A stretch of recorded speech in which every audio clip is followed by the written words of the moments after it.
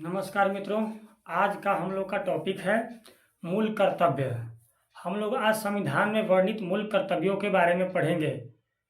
हमारा संविधान का जो मूल कर्तव्य है वो है अनुच्छेद 51A में 42वें संविधान संशोधन अधिनियम 1976 में भाग 4A में 51A के संदर्भ में मूल कर्तव्यों को जोड़ा गया, जिसमें सिर्फ 10 मूल कर्तव्य थे। लेकिन 2002 में 86वें संविधान संशोधन के द्वारा 11वें मूल कर्तव्य को जोड़ा गया। संविधान के सभी कर्तव्य हमारे देश अर्थात भारत देश के सभी नागरिकों का कर्तव्य है। चलिए हम लोग शुरुआत करते हैं। पहला कर्तव्य, संविधान का पालन करें और उसके आदर्शों, संस्थाओं, राष्ट्रध्वज और राष्ट्रगान का आदर करें। हम सभी भारतवासियों का ये कर्तव्य है कि संविधान का पालन करें, उसका अवहेलना या उल्लंघन न करें। और उसके आदर्शों का मतलब ये है कि आपको संविधान के उद्देशिका में या प्रस्तावना में बता दिया गया है कि कितनी प्रकार के न्याय है, कितनी प्रकार के स्वतंत्रता है। हाँ, उसके हम लोगों को पालन तो करना ही है, उनके आदर्शों को, सिद्धांतों को अवहेलना नहीं करना है। और उनके संस्थाओं, जो संविधान के 3 मुख्य संस्थाएं हैं जो देश को चलाती हैं, कार्यपालिका, न्यायपालिका और विधायिका, ये तीनों संस्थाओं पे हम लोग को भरोसा रखना है। और राष्ट्रध्वज को कभी भी अनादर नहीं करना है या राष्ट्रगान को। राष्ट्रध्वज को फहराने के लिए हम लोग का कुछ मापदंड या मानदंड निहित है, किस प्रकार से उसको फहराना चाहिए, उसका आदर कैसे किया जाता है। फिर राष्ट्रगान जो है उसका भी आदर करना चाहिए। कहीं भी राष्ट्रगान बजता है तो हम लोग को खड़ा होकर के उसको सम्मान देने की ज़रूरत है या सावधान मुद्रा में हो जाने की ज़रूरत है। दूसरा कर्तव्य ये कहता है कि स्वतंत्रता के लिए हमारे राष्ट्रीय आंदोलन को प्रेरित करने वाले उच्च आदर्शों को हृदय में संजोए रखें और उनका पालन करें। अर्थात हमारे जो राष्ट्रीय आंदोलन किए गए थे हमारे देशवासियों के लिए, स्वतंत्रता सेनानियों के द्वारा, वह इस उद्देश्य से किया गया था कि एक सभ्य समाज का स्थापना हो सके जिसमें कोई भी व्यक्ति शोषित न हो, गरीबी, अशिक्षा और बेरोजगारी से मुक्त हो। ठीक है, तो इस तरह का जो भी हमारे आदर्श हैं उनको हृदय में अभी भी संजोए रखना है कि इस प्रकार की व्यवस्था बने और इस प्रकार की समाज की स्थापना हो। तीसरा है भारत की प्रभुता, एकता और अखंडता की रक्षा और अक्षुण्ण बनाए रखें। मतलब हमारा जो देश है, हम सभी नागरिकों का एक कर्तव्य भी है कि देश को किसी भी तरह से हम लोग को बंटने नहीं देना है और देश को, हर राज्य को एक रखना है। ठीक है। फिर चौथा जो है कहता है कर्तव्य कि देश की रक्षा करें और आह्वान किए जाने पर राष्ट्र की सेवा करें। अर्थात देश की तो सेवा करना ही है हम लोगों को।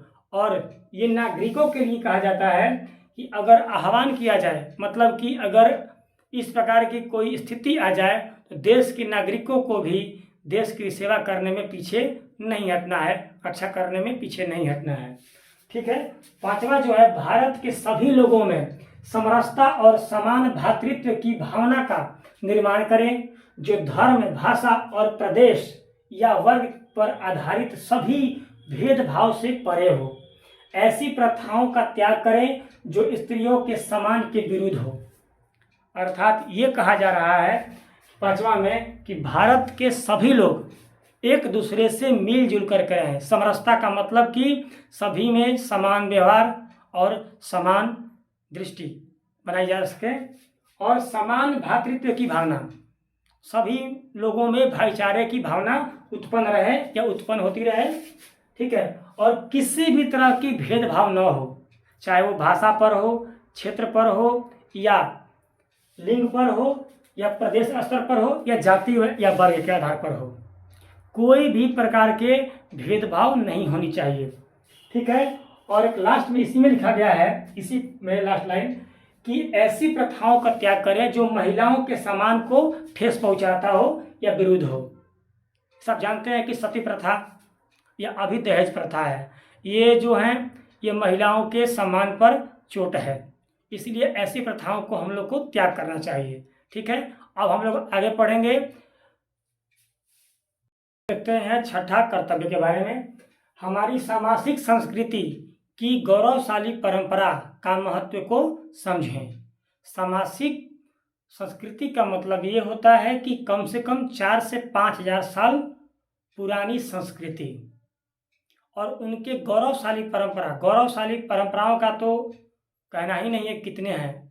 जैसे कि बहुत सारे क्षेत्रों में, जैसे विज्ञान, चिकित्सा, कला आदि के क्षेत्रों में बहुत सारे महामानवों ने योगदान दिया है, हमारे भारतीय महामानवों ने। ठीक है, आगे जो है बहुत सारे स्मारक, चर्च, मंदिर, मस्जिद, किले का निर्माण कराया है। और आप सभी को या हम सभी को गर्व होना चाहिए कि ये जो जगह है, मेरा भारत स्थल है, ये हिंदू, जैन, बुद्ध, सिख जैसे बड़े धर्मों का ये जन्मस्थली है। तो इन सभी बातों पर, इन सभी चीज़ों पर हम लोग को बहुत गर्व है। अब आता है सातवां, प्राकृतिक पर्यावरण, वन, झील, नदी एवं वन्य जीव की रक्षा करें। पर्यावरण की रक्षा करें, एक ही बात में है कि पर्यावरण की रक्षा करें, किसी भी प्रकार के पॉल्यूशन में हमारा योगदान न हो। पॉल्यूशन कैसे कम किया जा सके, किस हद तक हम लोग अपना काम करें, विकास करें कि पॉल्यूशन अर्थात प्रदूषण जो है उनको कम से कम किया जा सके। आप सभी को पता होगा कि पॉल्यूशन को कम करने के लिए दिल्ली में पटाखों पर बैन लगा दिया गया है, और जिससे क्या होता है कि पॉल्यूशन रेट जो है कम हो जाता है। तो ये एक सराहनीय कार्य है कर्तव्य के दृष्टि से। ठीक है, और वन्य जीव का हम लोग का जो तस्करी वगैरह होता है, ये सभी से रोक लगा सके, हम लोग का भी कर्तव्य है और सरकार का तो निष्ठापूर्ण कर्तव्य है। ठीक है, एक आता है 8, वैज्ञानिक दृष्टिकोण, मानववाद और ज्ञानार्जन तथा सुधार का विकास करें। वैज्ञानिक दृष्टिकोण का मतलब ये है कि हम लोगों का जो दृष्टिकोण होना चाहिए वो पूर्ण रूप से वैज्ञानिक तौर पर होना चाहिए, न कि अंधविश्वास को छोड़ करके हम लोग को मानववाद और ज्ञानार्जन और नए नए तरीकों का उत्कर्ष करें, उपार्जन करें और सुधार का विकास करें। ये सभी हम लोग का एक कर्तव्य ही है कि अंधविश्वास छोड़ करके रियलिटी को या वास्तविकता को हम लोग समझें और आगे बढ़ाएं। फिर उसके बाद है 9वां जो कर्तव्य है, सार्वजनिक संपत्ति को सुरक्षित रखें। सार्वजनिक जो संपत्ति है वो सबके लिए है। सरकार जो है बहुत सारे संपत्तियों हम लोग को दी हुई है, जैसे रोड हो गया, परिवहन हो गया। परिवहन में आपका आ जाएगा ट्रेन, बस। कभी कभी क्या होता है कि लोग आंदोलनों और हड़तालों में बस, ट्रक या ट्रेन को जला देते हैं, जिससे हमारी सार्वजनिक संपत्तियों को नुकसान पहुंचता है। तो ये सभी हम लोगों को नहीं करना चाहिए नागरिक के होने के तौर पे। और अगला जो है, व्यक्तिगत और सामूहिक गतिविधियों की सभी क्षेत्रों में उत्कर्ष की ओर बढ़ने का सतत प्रयास करें, जिससे राष्ट्र निरंतर बढ़ते हुए प्रयत्न और उपलब्धि की नई ऊंचाई को छू ले।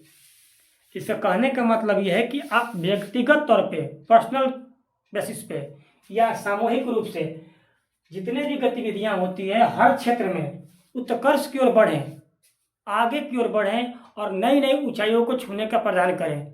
अगर हम अपने तौर पर या पर्सनली तौर पर क्या करेंगे कि हम आगे बढ़ेंगे या सामूहिक तौर पर आगे बढ़ेंगे तो हमारे देश का विकास होगा। इसीलिए ये कर्तव्य हम लोग का बनता है कि हम आगे बढ़ें और देश को भी साथ ही साथ ऊंचाइयों पर ले जाएं। ठीक है, 11वां कर्तव्य माता पिता के लिए है या किसी गार्जियन के लिए है। इसमें कहा जाता है कि जो माता पिता या संरक्षक अर्थात गार्जियन हो वह 6 से 14 वर्ष के बीच के आयु के बच्चों को या प्रतिपाल को शिक्षा प्राप्त करने का अवसर प्रदान करें। शिक्षा प्राप्त करने का अवसर प्रदान करें। कोई भी माता पिता या गार्जियन 6 से 14 वर्ष के बीच के बच्चे को पढ़ाई से न रोकें